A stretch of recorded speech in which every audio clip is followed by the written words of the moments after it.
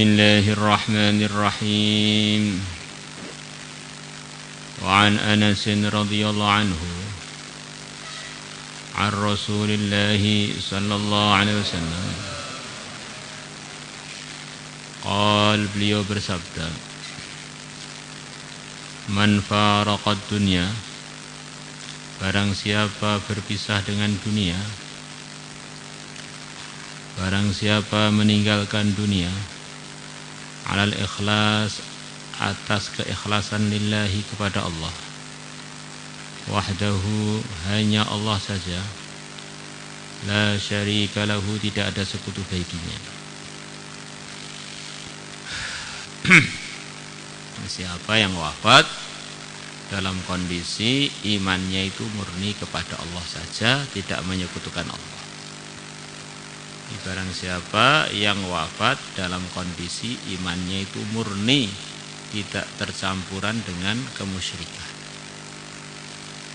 Wa aqama shalah, dan dia menegakkan salat,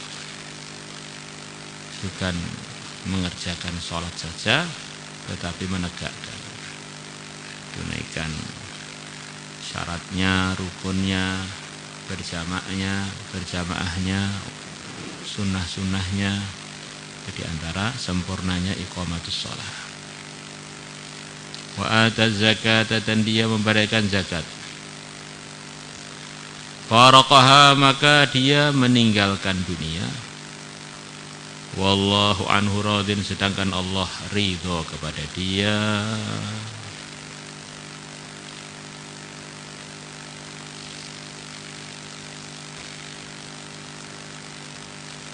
Jadi kalau kita ini pengen meninggal dalam posisi diridhoi Allah, kita usaha untuk menunaikan 3 hal ini. Iman yang benar tanpa disertai kemusyrikan, menegakkan sholat, membayar zakat. Ini kok enggak ada puasa, enggak ada haji, enggak ada kewajiban-kewajiban yang lain, Pak? Di antara jawabannya, kalau orang itu imannya benar dan sholatnya sudah ditegakkan dengan benar, dan dia membayarkan zakatnya, itu otomatis aturan-aturan yang lain akan dia kerjakan. Karena tiangnya agama terkuat, terkokoh itu adalah sholat. Maka kalau orang sholatnya benar, tanha anil fahsya'i wal munkar, akan menghalangi dia dari pelanggaran-pelanggaran. Nah, enggak ngamalkan kewajiban-kewajiban itu bagian dari pelanggaran. Enggak mengamalkan, meninggalkan kemungkaran itu bagian dari pelanggaran. Maka kalau orang itu sudah sholatnya tegak, maknanya itu sudah perwakilan dia akan mengamalkan yang lain-lain selain sholat yang dia tegakkan.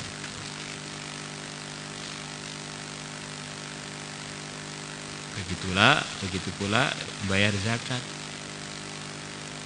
Dia mengeluarkan harta yang telah dia kuasai, diberikan kepada orang. Ini orang yang punya sikap begini ini, dengan kesadaran begini ini, ya isyarat dia akan menunaikan hal-hal yang selain bayar zakat. Orang itu secara umum ujiannya adalah cinta dunia, cinta harta, apalagi ini hartanya sudah dia kuasai, dia keluarkan. Ini berarti perkara yang dia miliki, pengawasannya di bawah dia aja dia mau korban, apalagi yang lain-lain.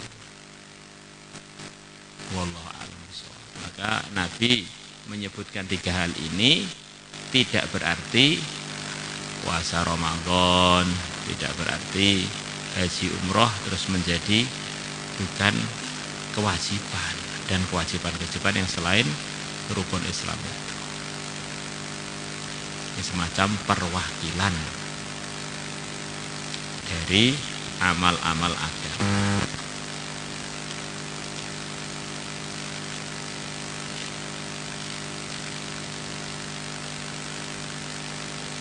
Ini perwakilan dari iman, dari ibadah, dan dari muamalah. Rawahu Ibnu Majah wal Hakim qala sahihun ala syartil Bukhari wa Muslim. Wa an Ubaidillah bin Zahar an Abi Imran an Mu'adz bin Jabal radhiyallahu anhu annahu qala, bahwa Sayyidina Mu'adz mengatakan, hina bu'itsa ilal Yamani, ketika beliau telah diutus ke negeri Yaman, ya Rasulullah, wahai Rasulullah sallallahu alaihi wasallam, ausini, berilah pesan kepada aku. Qal, Nabi bersabda, akhlis dinaka, murnikanlah agamamu. Akhlis dinaka, murnikanlah agama kamu.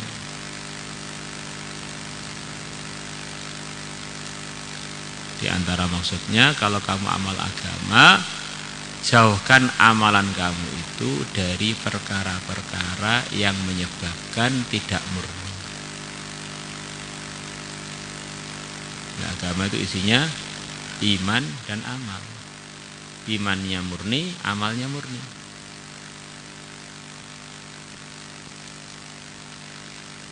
Yakfika, maka akan mencukupi kamu al-amalul qalilu, amalan yang sedikit. Kalau orang itu amal agamanya memang murni, maka andaikan amalan dia sedikit, itu pun sudah cukup untuk memastikan dia diridhai Allah, diterima oleh Allah. Apalagi kalau banyak, untungnya tentu saja tambah banyak. Jadi kalau orang itu mengamalkan agama tidak murni, walaupun sepertinya banyak, amalan yang begitu banyak nggak berguna untuk dia, karena semuanya adalah nggak diterima oleh Allah, bahkan semuanya adalah kemaksiatan. Orang yang tidak ikhlas itu adalah orang yang berbuat maksiat. Bukan sekedar amalnya nggak diterima, dia ini telah berbuat maksiat. Wa'an Mus'id ibn Sa'ab an abihi radhiyallahu anhu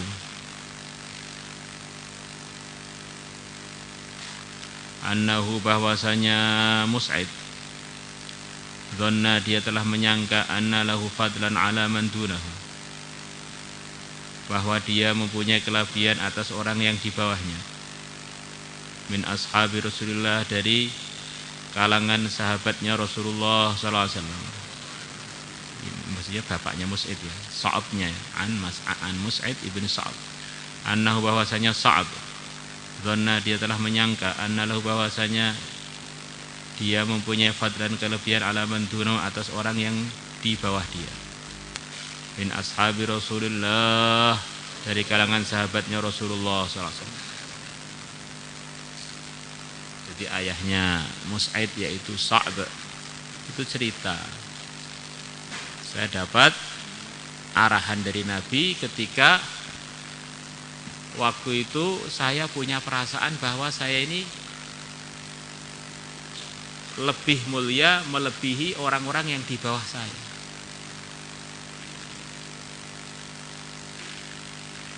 Dan akhirnya di bawah ini adalah posisi dunia.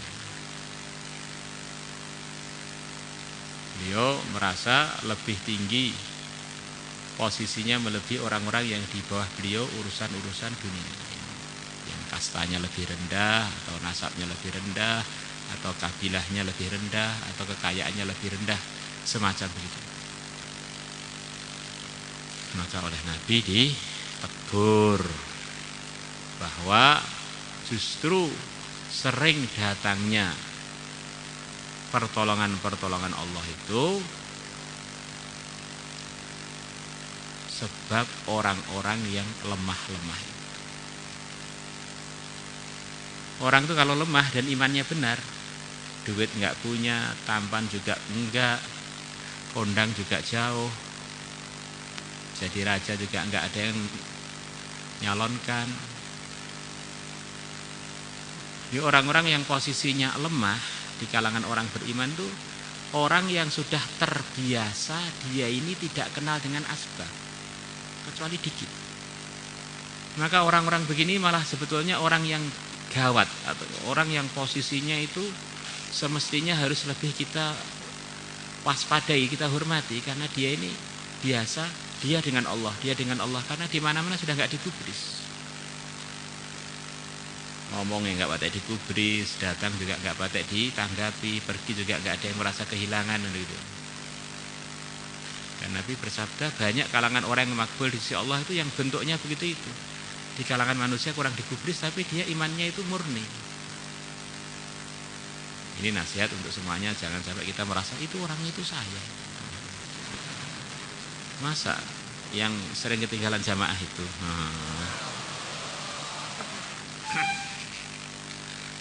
Faqala maka bersabda an-nabi sallallahu alaihi wasallam, innama tungsaru, sesungguhnya ditolong hadir umat ini bidha'ifiha, sebab orang lemahnya umat ini, bida'watihim, dengan sebab doanya orang-orang lemah, wa salatihim, dan salatnya orang-orang lemah, wa ikhlasihim, dan ikhlasnya orang-orang lemah. Rawahun Nasai, Imam Nasai telah meriwayatkannya. Wal Bukhari juga telah meriwayatkannya. Biduni dzikril ikhlas, beliau tanpa menyebutkan kata-kata ikhlas. Dan riwayatnya Bukhari, bi ta'watihim wa salatihim, tidak ada tambahan wa ikhlasihim.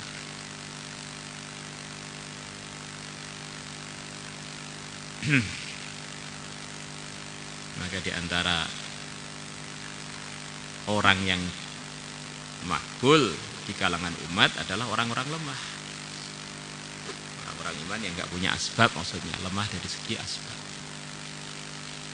Bahkan kata sebagian ulama, kalau kita lihat para anbiya yang disebutkan dalam Al-Quran, itu mayoritas dari 25 itu yang sedikit asbabnya. Nabi Isa, Nabi Lot, Nabi Hud, Nabi Saleh, Nabi Nuh, zahirnya sedikit asbab. Tetapi Allah tampakkan beliau-beliau dengan sedikitnya asbab ditolong oleh Allah, yang musuhi yang punya segala macam asbab dikalahkan oleh Allah. Untuk jadi contoh kepada orang yang mau mikir bahwa itulah hebatnya agamanya Allah yang dibawa oleh para anbiya.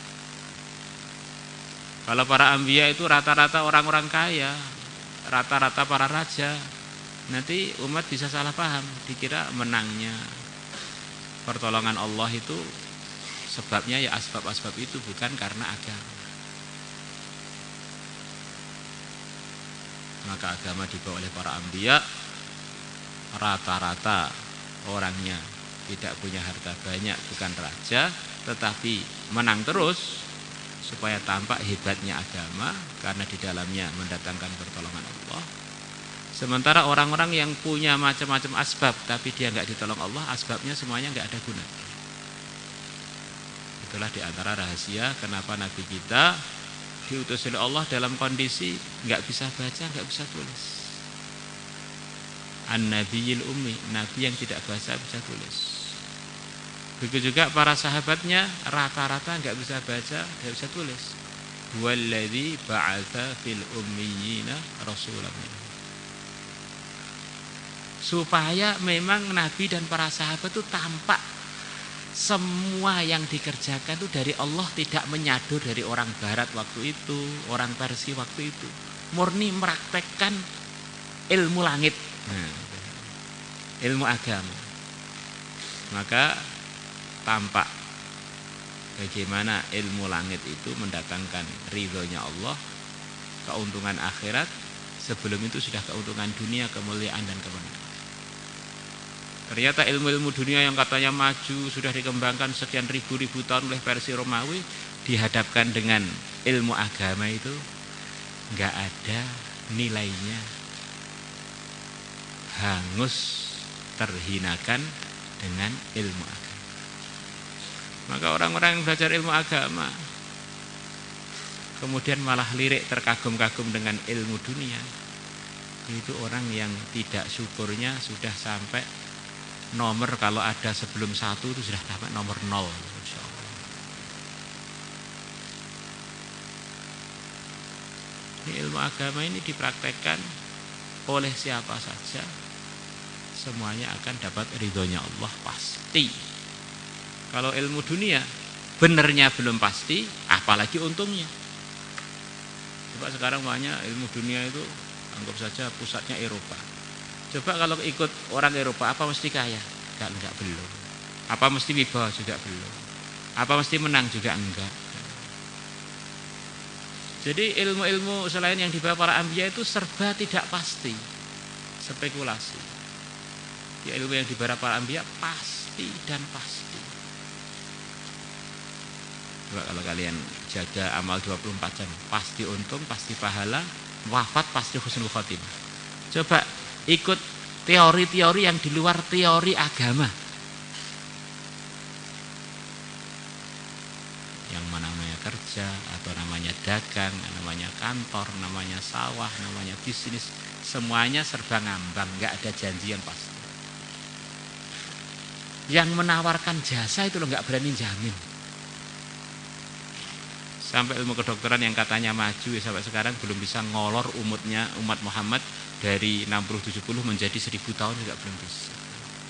Bahkan dokter-dokter yang ahli, setiap kita akan dioperasi oleh mereka, khusus operasi berat, kita sudah tanda tangan ridho dengan segala risikonya. Berarti mereka kan nggak berani jamin.